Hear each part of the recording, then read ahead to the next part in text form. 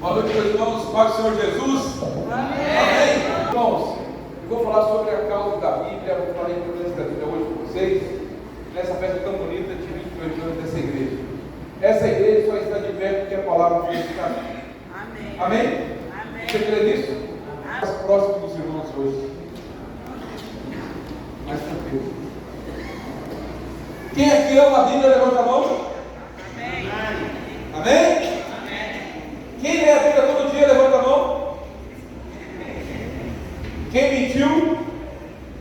Se levanta só para agradar o pregador. Quem lê a Bíblia umas 2, 3 vezes por semana, levanta a mão. Quem não lê a Bíblia? Não lê a Bíblia? Não lê. Quem lê a Bíblia só na igreja? Muito bem. Tem alguém em nosso meio que não é evangélico? Tem alguém em nosso meio aqui que não é evangélico? Você não é evangélico? Então tá bom, ok. Então eu vou falar, você pedir licença para você, ok? Eu vou falar com os crentes hoje, que hoje é aniversário dessa igreja, eu tenho que falar com os crentes aqui, uma coisa muito importante. Porque se você não lê Bíblia, você não é crente. Se você não lê Bíblia todos os dias, você não é crente, ok? Então, portanto, eu vou dar essa lição para vocês. Tem uma história, meus irmãos, presta atenção. Tem uma história de uma moça. Ela comprou um livro na livraria, e aí chegou na sua casa, ela começou a ler o livro, mas era muito ruim o livro, assim, ela não conseguia entender muito o livro. Tinha muitas palavras difíceis no livro. Aí ela enjoou. Falou: quer saber uma coisa? Não vou ler mais esse livro. E guardou o livro na estante. Passou algum tempo, essa moça foi fazer uma viagem de navio. E foi fazer um cruzeiro, um navio. E aí, nessa viagem, ela conheceu um rapaz. E nessa viagem, ela se encantou com esse menino. E essa pessoa. E aí, conversa vai, conversa vem, ela se apaixona por essa pessoa. E ela foi, seu destino, voltou. Aí, tranquila, apaixonada por esse rapaz. Um certo dia, ela estava limpando a casa. Aí ela foi lá e pegou o livro para limpar a estante, e pegou o livro. Quando ela pega o livro, ela olha o nome do autor, sabe o que era? Era do rapaz que ela estava apaixonada. Sabe o que aconteceu? Ela devorou o livro, porque agora ela conhecia o autor dele, e ela ficou apaixonada por ele. O que eu quero fazer nessa noite com vocês é que vocês se apaixonem pelo autor da Bíblia. Que vocês devorem o livro que o autor da Bíblia deixou para vocês. Amém? Preparados? Posso começar a falar? Amém? A Bíblia é a nossa causa. A Bíblia não é mercadoria, a Bíblia não é produto. A Bíblia é uma causa que nós lutamos por ela todos os dias. Meus irmãos, a história das sociedades bíblicas começa por causa de uma menina, uma adolescente que queria ter a Bíblia. Eu sempre conto essa história. Nós só temos Bíblia no Brasil hoje porque uma menina um dia sonhou ter uma Bíblia. Na época dela, a Bíblia custava mais ou menos o valor de um carro popular. Era muito caro. Antigamente não se tinha Bíblia como nós temos hoje. Antigamente tinha uma Bíblia por igreja, depois uma Bíblia por família, e agora, graças a Deus, nós temos a nossa Bíblia em casa, a gente pode carregar, e algumas pessoas têm mais que uma Bíblia. Quem tem mais que uma Bíblia, levanta a mão. Quem tem mais que 5 Bíblias, levanta a mão. Quem tem mais que 10 Bíblias, levanta a mão. Quem tem mais que 200 Bíblias, levanta a mão. Eu tenho 270 Bíblias. É bom. Quanto mais Bíblia tiver, melhor. Cada um tem uma versão diferente. Ok? No caso dessa menina, nós temos Bíblia hoje. Ela era Mary Jones. Ela queria comprar uma Bíblia no seu idioma, mas acontece que quando ela chegou na pessoa que vendia a Bíblia, não tinha a Bíblia na língua que ela falava. E não adianta nada você ter um livro que você não entende. E a Bíblia você tem que ler e entender. Às vezes nós temos uma Bíblia que nós lemos lá e falamos assim: meu Deus, o que quer dizer isso? É uma língua estranha? Não, é um português que às vezes está desatualizado. Por isso nós temos que ter Bíblia o tempo todo. Então, por causa dessa menina, foi criada a primeira sociedade bíblica no mundo, e hoje nós estamos em 200 países mais ou menos fazendo isso. Ok? Então, os objetivos devem ser os mesmos: levar a Bíblia a todos em uma linguagem que eles pudessem entender e num preço que eles pudessem pagar. É assim até hoje. Todo mundo tem que ter a Bíblia. Todo mundo tem que ter Bíblia. E eles têm que entender essa Bíblia. E todo mundo, se puder pagar, paga. Se puder, tem que ter a Bíblia do mesmo jeito. E na minha palestra tem algumas frases importantes. A primeira frase é essa: a Bíblia é o único livro que nós lemos na companhia do autor. Todo outro livro, o autor não está presente, a menos que você mora com ele ou você seja o próprio autor do livro. Ok? A Bíblia não. Toda vez que você abre a Bíblia, o autor está junto. Isso é maravilhoso. Porque às vezes você vai ler a Bíblia, você não vai entender. O autor vai te falar. E é o único livro que o autor fala no seu coração e na sua mente ao mesmo tempo. É o livro que muda a história da humanidade. É a Bíblia Sagrada. No Brasil, meus irmãos, nós estamos desde 1958 fazendo isso, levando a palavra de Deus para as pessoas. A sociedade bíblica não é uma empresa, a sociedade bíblica não é uma igreja, nós somos um braço missionário da Bíblia. Nós produzimos isso para que pessoas possam ter acesso à palavra de Deus. Basicamente, o que a gente faz? A gente traduz, produz e distribui. Você fala assim, mas a Bíblia já está traduzida. A Bíblia está traduzida para nós. Sim e não. O nosso português está traduzido, mas tem outras línguas que ainda não estão traduzidas. Nosso papel é fazer o quê? Traduzir para que pessoas entendam a Bíblia. E nós produzimos esse material e nós distribuímos a palavra de Deus para todas as pessoas. E a outra frase é essa: a Bíblia contém aquilo que os homens odeiam. Vamos repetir? Verdade. A Bíblia só tem verdade. Tanto é que quando você vai numa audiência, onde você coloca a mão e fala o quê? Prometo dizer só a verdade, porque a Bíblia é o livro da verdade. Amém? Amém. Todos creem nisso? Levanta a mão. Amém. Glória a Deus. Eu vou falar bastante vezes que você levanta a mão, porque os irmãos dormindo já. Então, assim, desperta um pouquinho. Ok? Nós temos alguns problemas bíblicos que nós levamos Bíblia para as pessoas. Por exemplo, nós temos Bíblia para uma pessoa cega. Alguém já viu uma Bíblia em braille? Aqui? Não. Nunca viram? Vou ver agora. Essa aqui é uma Bíblia para uma pessoa cega. É grande, não é? Aqui é só o livro de Mateus. A Bíblia toda são 38 volumes esse aqui. 38. Se você empilhar o livro em cima do outro, dá 2 metros de altura.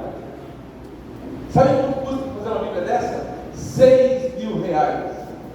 Sabe quanto que o cego paga por uma Bíblia dessa? Nem um centavo. Todo cego que quer ter a Bíblia, ele vai ter a Bíblia e não vai pagar nada.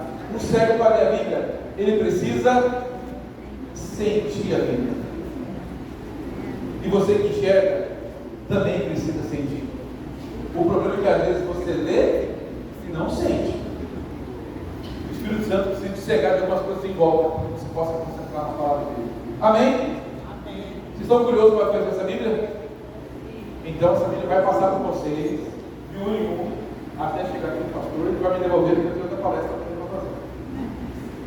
Pode tirar foto, ele não vai gastar ela, pode passar a mão. E a Bíblia, a folha dela é frente e verso, ok? Se não fosse assim, a Bíblia teria 4 metros de altura. Nós estamos produzindo também, meus irmãos, a Bíblia em Libras. Libras é um desafio muito grande para o Brasil, fazer o povo surdo entender a Bíblia. Surdo é um povo não alcançado dentro do Brasil. Vocês vão saber disso? O surdo é um povo não alcançado. A segunda maior língua do Brasil é Libras. Libras não é um gesto, mesmo alguém, alguma coisa sobre Bíblia. Evite colocar 2 pontos na referência bíblica. O correto é 1 ponto de exclamação. Não precisa colocar 2 pontos. 2 pontos é para a hora. Ricardo, eu sempre coloquei 2 pontos. E agora? Meus irmãos, não se preocupe, não é pecado. Você pode tomar Santa Ceia, vai para o céu normalmente. É só uma dica que eu estou dando para os irmãos. Assim, cada cristão no Brasil gasta R$2 por ano. Ninguém pagaria por Bíblia. Porque esse valor pagaria o custo da produção. E olha, nós produzimos uma carreira de Bíblia por dia. Tem muito crente. Vou dizer para os irmãos, R$1 por semestre não linha não tem falta para ninguém. Mas para a causa da Bíblia faz. E como o pastor falou tudo isso, nós estamos numa campanha muito grande aqui no Rio de Janeiro, onde nós vamos levar o Novo Testamento. Nós vamos ler a Bíblia de novo, o texto da lei. Eles não entenderam nada. Os levitas traduziram para eles. E quando o povo entendeu, eles começaram a chorar. Meus irmãos, qual é o livro que faz você entender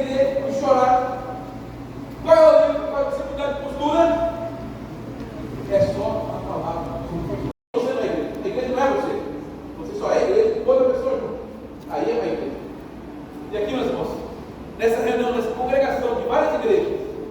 A gente é muito bonitinho. Mas lá fora, onde precisa ser igreja, a gente não é. O nosso papel como cristão é ser igreja lá fora também. Amém? Amém. Vamos lá. Segunda dica. Precisamos falar palavras que as pessoas entendam. Quanto mais difícil falarmos, menos comunicamos. Tem pessoa que vai pregar na igreja e fala tão difícil, tão difícil, tão difícil. A pessoa fala assim, rapaz, você pregou? Não sei, mas foi bonito. Tem pessoa que fala difícil, fala palavras grego, hebraico, cita cônjuge. Meu irmão, se o povo não entendeu, não usou nada. Você tem que falar da Bíblia de maneira fácil. Se você for pregar em algum lugar, fala de maneira fácil. Fala para que as pessoas entendam. Fala como se estivesse falando com algum amigo seu. Sabe como você tem que pregar na igreja? Da forma que você fala com os seus amigos na rua. Porque é assim que ele vai entender. E a Bíblia tem que ser levada para as pessoas do jeito que elas entendam. Exemplo, hino nacional. Todo mundo conhece o hino nacional? Sim. Então vamos lá. O que significa a palavra? Margens plácidas, brado retumbante, raios fúlgidos, impávido colosso. O que significa? Anátema, beneplácito, câncer, chocarrice, concupiscência, descair o semblante, dormir com os pais, empedernido, ignomínia, jactância, opróbrio. Tem milhares de palavras na Bíblia que a nova geração não sabe o que é. Antigamente você falava assim na igreja, meus irmãos, que tristeza. O irmão Zezinho, com 104 anos, dormiu com os pais. Você fica pensando, rapaz, se ele tinha 104 anos, imagina os pais dele. Porque antigamente dormir com os pais, o que era? Morrer. E hoje, o que é dormir com os pais? Dormir com os pais. Tem ditados, meus irmãos, que não faz muito tempo, que não tem o menor sentido hoje. Ditados do Brasil que não faz o menor sentido. Um dia eu cheguei para minha filha, falei, filha, eu contei uma história para ela, ela não entendeu. Falou, caiu tua ficha. Minha filha tem 22 anos, ela nunca viu uma ficha. A geração dela não sabe o que é ficha. Essa geração aqui não sabe o que é ficha. Só olha para a internet. Gente, ficha era uma moedinha que você colocava no aparelho. Olha só, para eu namorar minha esposa, eu tinha que ir num estabelecimento comercial chamado mercearia. E eu ficava numa fila para comprar uma ficha. Quando eu comprava a ficha, eu ia para outra fila. Do dispositivo grudado na parede chamado orelhão. Orelhão era um telefone, era uma orelha grandona com o telefone dentro. Para eu falar no orelhão, eu tinha que ter uma ficha. E aí, eu ficava na fila ouvindo a conversa de todo mundo primeiro. Era briga, era confusão, pessoal cobrando o outro, xingando, até chegar a minha vez. Quando chegava a minha vez, eu ligava para minha namorada, ela atendia, caía a ficha. Esse é o significado do ditado. E quando a sogra atendia, perdia a ficha. Olha que volta quando eu contar um ditado que não existe mais. Outra coisa, um dia eu falei para meu filho uma coisa, falou, ô menino, vira o disco. Meu filho tem 19 anos, ele nunca virou um disco. Deixa eu olhar para vocês aqui. Essa geração sabe. Disco.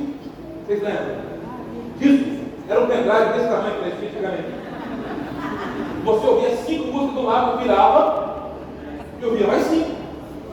Depois teve outras tecnologias, várias delas. Depois teve o tal de CD. CD era um disco pequenininho, que você não precisava virar, você colocava na gaveta e ele tocava. Teve vários, cassete, VHS, muita coisa.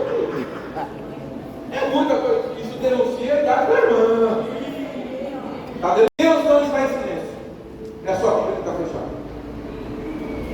Deixa eu falar uma coisa para vocês. Tem pessoa que fala assim, eu fui na igreja, num congresso, num evento, Deus falou com todo mundo, menos comigo. Primeiro, Deus vai vir pregar para falar o que você quer. Você não manda em Deus. Deus é Deus. Ninguém manda em Deus, ninguém determina Deus. Ninguém fala, Deus, o senhor tem que fazer isso comigo. Não, Deus não é assim, Deus, pessoal. Ele é o Pai de todas as coisas. Ele é o Senhor Todo-Poderoso e Ele pode tudo, inclusive te matar agora. Ele pode. Você não manda em Deus, ninguém manda em Deus. Senhor, eu exijo que o Senhor me cure. Você não manda nele. Ninguém manda em Deus. E a pessoa fala assim, eu fui no congresso, Deus não falou comigo. Aí ele pode responder para você assim, tá bom, eu estava na tua sala a semana toda lá, esperando você aqui para eu poder falar com você. Você não abriu porque eu não falei. Por que perguntou se quer que eu fale? Meus irmãos, você precisa abrir a Bíblia para Deus falar com você. Amém? Vamos continuar? Palavras que não existiam há 20 anos atrás. Vamos lá? Decado, botox, bullying, clonagem,